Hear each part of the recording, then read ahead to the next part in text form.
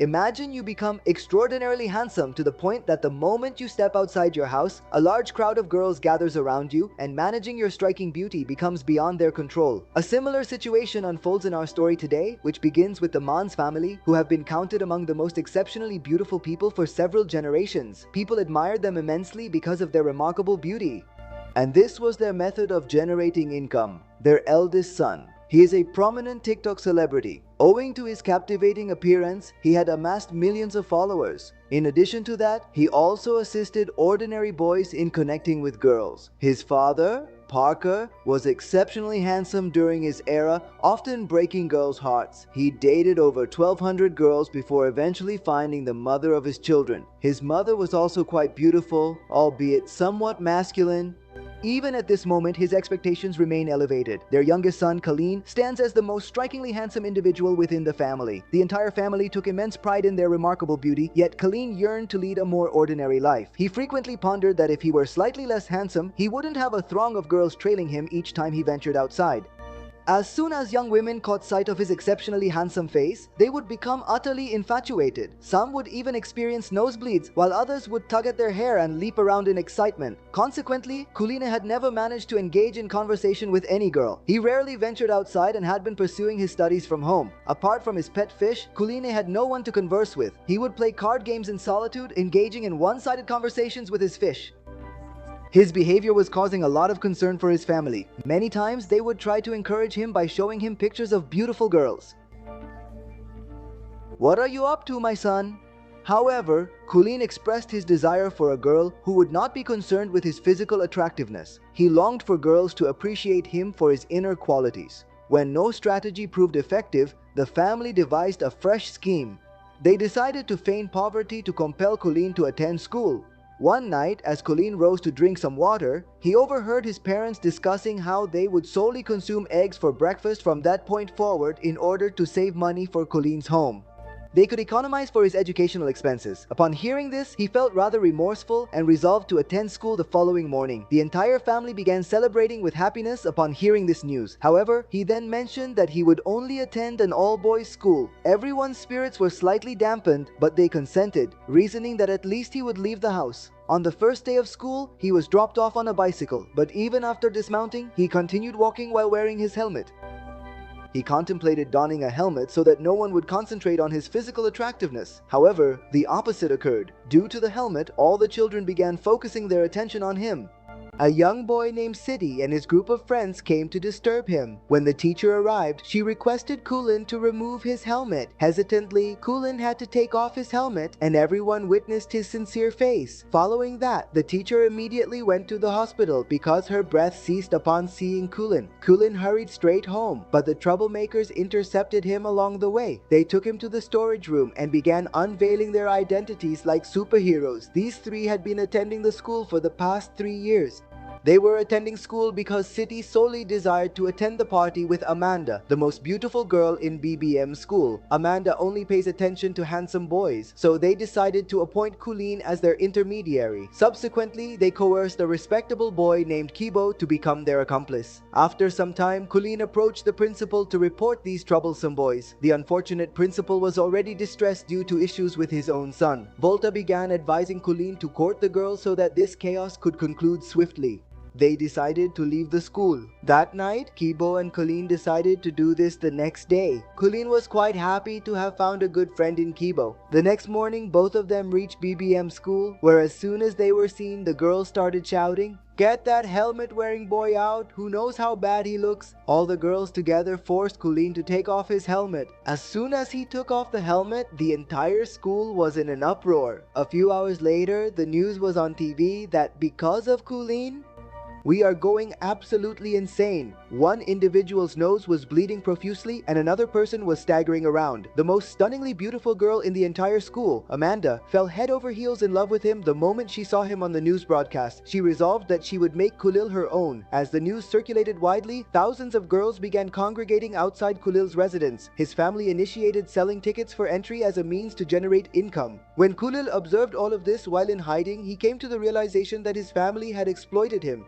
They exploited him. When they summoned him to come back home, Gunin firmly declined to return. Furthermore, witnessing the dire state of his fish due to the overwhelming number of girls shattered his heart even more. Now he was concealing himself from the girls on a building's rooftop. Suddenly, a girl approached from behind and inquired, "You're not contemplating jumping or anything, are you?" Pauline was astonished to see her because she was the very first girl who didn't faint upon seeing him. Observing her made Colin's heart race and he couldn't manage to utter a single word. Subsequently, the girl didn't say anything either and departed. A short while later, he went to spend the night at Kibo's residence. Kibo and his grandmother took exceptionally good care of him. Seeing some extraordinarily rare cards in Kibo's room made him quite delighted because he also had a passion for collecting such cards. The following day, both of them went to the girls' school to locate the girl from the rooftop. Upon arriving, they encountered Amanda. They handed the letter over to CD. Amanda acted as though she was unaffected by her beauty, but the moment he departed, Amanda's nose began to bleed as well. Cullen spotted the girl once more on the staircase, but due to the throng of girls surrounding her, he was unable to converse with her. In the following days, Cullen and Kibo spent considerable time together and cultivated a profound friendship. The subsequent day, Kibo brought Cullen along to watch a football match, a place he frequently visited to meet a girl named Rere. He had a strong affection for this girl.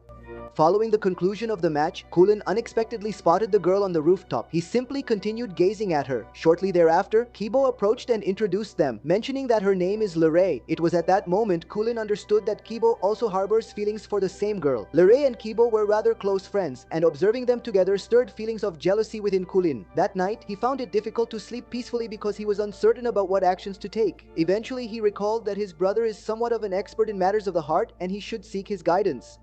The following morning, upon seeing Cullen standing before him, Wokus became teary-eyed. He had long desired to assist Cullen in conversing with girls. By this time, Cullen had also forgiven his family, realizing that if he hadn't ventured out, he wouldn't have encountered Rere. Subsequently, the two brothers went shopping, during which Wokus shared with Cullen strategies on how he might win over that girl. Cullen followed the advice precisely, but soon realized that he didn't know Rere as intimately as he had assumed, yet he was determined not to give up. One day, Amanda came to the boys' school and invited Cullen to her birthday party and also handed him a phone with the number 771 saying, "Call me on this, okay?" Later that evening, Kibo, Cullen and Rere went out together. There, Cullen realized that Rere also liked Kibo. Seeing them together made him feel jealous. After Kibo left, he directly asked Rere. She has feelings for Kibo. Initially, Rere did not acknowledge it, but when Cullen falsely claimed that Kibo was enamored with Amanda, Rere's expression dropped. It became evident that Rere harbored feelings for Kibo as well. Upon returning to his residence, Cullen contacted Amanda to request assistance, and she was eager to do anything to support Cullen's romantic endeavors. The following day, both Cullen and Kibo made their way to Amanda's birthday celebration. Unexpectedly, Amanda began focusing her attention on Kibo rather than Cullen. She took him aside, and at that moment, I also joined the gathering. Rere observed Amanda kissing Kibo, and upon witnessing this, her tender heart shattered, prompting her to flee from the scene. In pursuit of her, Cullen also went and confessed his feelings of love. Rere responded by saying that she only regarded him as a friend, so Cullen ultimately betrayed his soul friend and didn't win the girl either. Oh dear. What could be worse than this? Over there, CD and his gang also saw Kibo and Amanda kissing, and in anger, they beat Kibo up badly. Cullen stood at a distance watching, but he didn't have the courage to save Kibo.